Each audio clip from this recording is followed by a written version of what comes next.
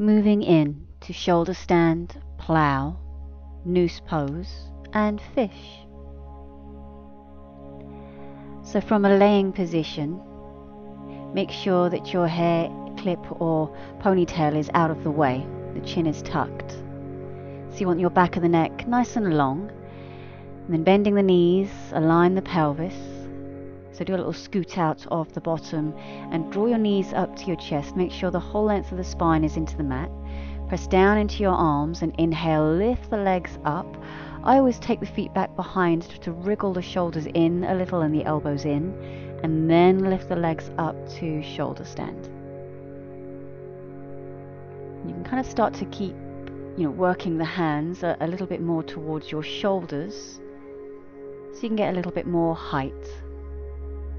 Make sure that you have space, just a little bit of space between the chin and the chest, and that you don't feel panicky at all in this, and that you can still breathe deeply and fully.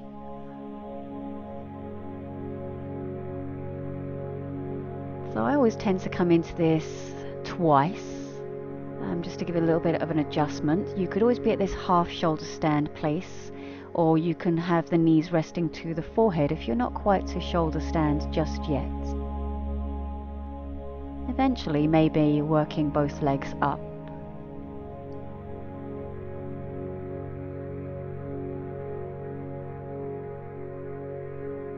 Moving into plough, carefully lowering one leg down behind you and the other. So toes are tucked here. You can interlace the fingers, wriggle the shoulders under a little bit more, and use the arms down into the mat. Maybe taking the feet wide out to the side. And as another variation, maybe bending the knees and bringing the knees to the ears. Pressure on the ear pose, or sometimes called noose pose. To come out of this, bring your hands down onto the mat, flat down. Bring the thumbs and the forefingers to touch, and press the arms down. Use your arms as brakes to roll down. Now you can lower the legs straight all the way down if you wish, or bend the knees, bring the feet down, adjust the arms long, hands underneath the buttocks. Then stretch your legs out long and flex the feet, preparing for fish. Press the heels as though you're pressing against a wall. Inhale, press into the hands and the forearms to lift the chest up, and carefully drop the head back. No weight to the head, very slightly, lightly touching the crown of the head to the mat. When you go to come out of this, lift the head a little, inhale, and lowering down slowly, carefully. Interlock the fingers behind the head, and inhale, lift the head up, tuck the chin into the chest. Don't pull on the head, it's just a stretch or a counter pose for the back of the neck. And then drawing the knees up to the chest, inhale, hug them up. Circle the knees around, exhale, a few circles one way, small circles, big circles, your choice. Whatever you need to do, as always, just any movements at all. So I'm choosing to give a little stretch for the legs up to the sky there.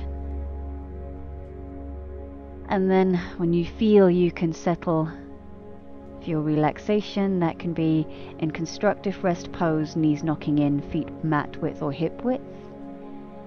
Or with the legs out long, traditional Shavasana, feet mat width apart, arms a little away from the body, palms turned up. And if your low back needs that kind of reset feeling, the sacral area needs that reset feeling, a nice thing to do is restorative bridge, where you rest the buttocks onto the brick. So you'll see me doing that in a little while if you need that for your back. And if you don't, maybe just a few rounds of belly breathing, rising of the belly on the inhale, softening of the belly on the exhale.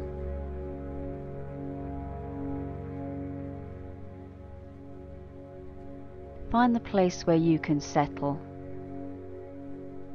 If you're choosing to have the brick underneath the buttocks, you can be with that for as long as it's feeling good.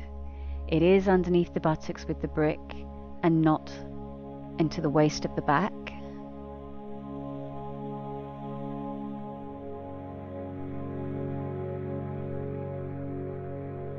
and relax. For as long as you need to here, relax. Namaste.